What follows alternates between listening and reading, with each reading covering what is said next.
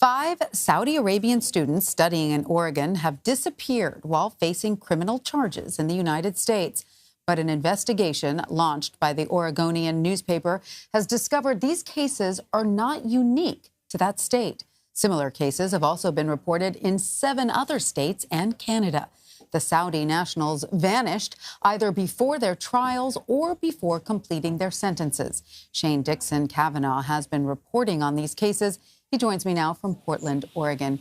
Shane, thanks so much for being with us. Based on your reporting, how long has this been going on, and do you expect to find more cases like these? Well, thanks for having me on your show. Our reporting in the last few months have found these types of cases going back at least 30 years in the United States. We have some going back as far as 1988 and some as recently as last spring. And which cases have stood out to you the most in your investigation? Can you paint us a picture of some of these? Well, our investigation has looked at cases in Oregon and around the country where university students from Saudi Arabia have been accused of fairly serious crimes, from rape to vehicular manslaughter. And in these instances, the defendants have disappeared while facing prosecution. So there's been a handful that we've found here in Oregon, and they all kind of stand out for, different reasons. And, it's tough to generalize, but do these Saudi students in general come from wealthy families? Are they somehow very connected back in Saudi Arabia? Yeah, that's a great question. It's hard to sort of determine what the background of some of these students are. But from our reporting, we've been able to determine that not everybody who's received help from the Saudi government when they find themselves in trouble here in the U.S. come from a particularly prominent or well-connected family. One of the cases we've looked a lot at is one in Portland involving a defendant, Abdul Rahman Nura, who was accused in the hit-and-run death of a teenage girl here in Portland. And he came from a middle-class family in Saudi Arabia, raised by a single mother. And, the federal law enforcement believed that the Saudi government, beyond paying his bail to get him out of jail, helped spirit him out of the country 2 weeks before his trial. And so there's no trace then of these students. They just, like you say, they're spirited away. So it's assuming that they've left the country? In some of these cases that we've looked into, we have been able to confirm, or at least have been told, that the student has returned to Saudi Arabia. But in a number of these cases, the precise whereabouts of these defendants are unknown still at this time. And so do you know how those students were able to cross borders, essentially, and get out of the United States? And what role, if any, is the Saudi Arabian government playing in these disappearances? Again, great question, and one we're trying to seek the answer to. We do know that in many of these cases, the Saudi government has provided substantial sums of money to bail these defendants out of jail and then provide legal counsel for them. And then, in addition, in some of these cases, federal law enforcement or prosecutors have evidence and believe that the Saudi government went a step further to help these defendants leave the country. And I mentioned the case of Abdul Rahman Nura earlier. In that case, federal law enforcement believed that the Saudi government likely provided an illicit passport for Nura and possibly helped him leave the U.S. on a private plane. So essentially, the Saudi government, the law enforcement there, believes Saudi government is breaking the law, is breaking U.S. immigration laws, as well as criminal Right. law. I mean, if it's found that the Saudi government has helped any of these defendants leave the U.S. before trial, they'd be subverting the criminal justice system here, violating U.S. law, and, quite possibly international law as well. And there's no indication that they would be doing this with a sort of backhanded blessing from someone in the U.S. government, is there?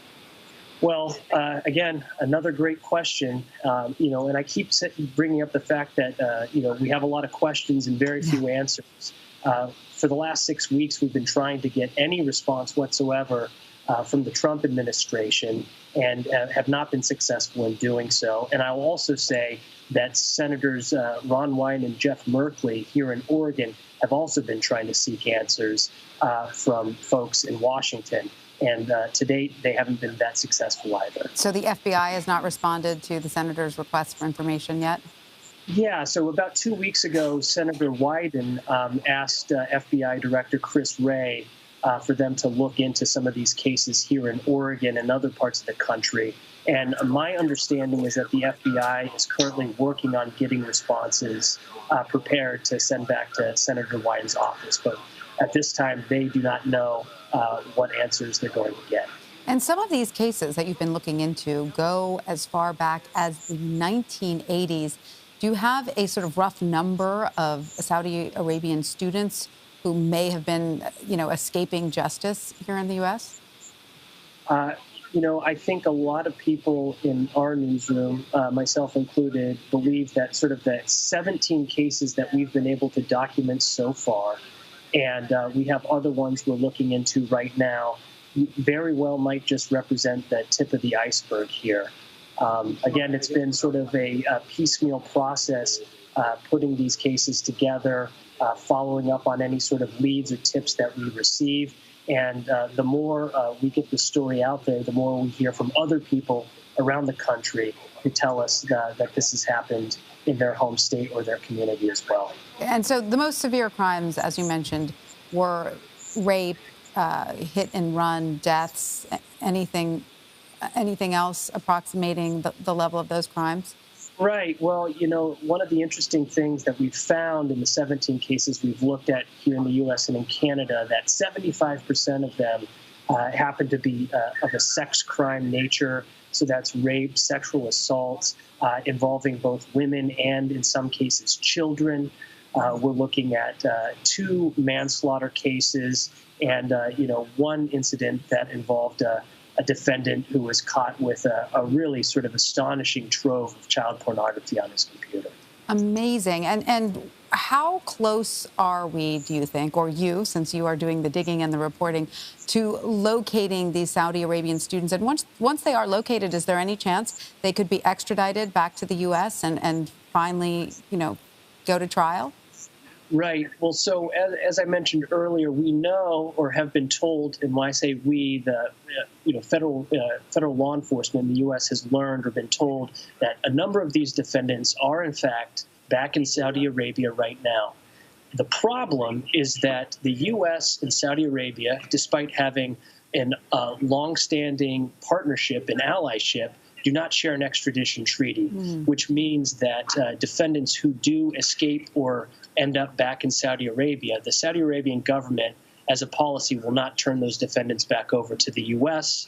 Having said that, there are, ways, diplomatic, political, and otherwise, that could eventually, perhaps, get some of these defendants back to the U.S. to stand trial. Well, it certainly looks as if this diplomatic loophole is being exploited. So I would imagine that, U.S. lawmakers might be examining it a little bit more closely in the near future. Shane, Dixon, Kavanaugh, thank you so much for your excellent reporting on this. Well, thanks for having me on.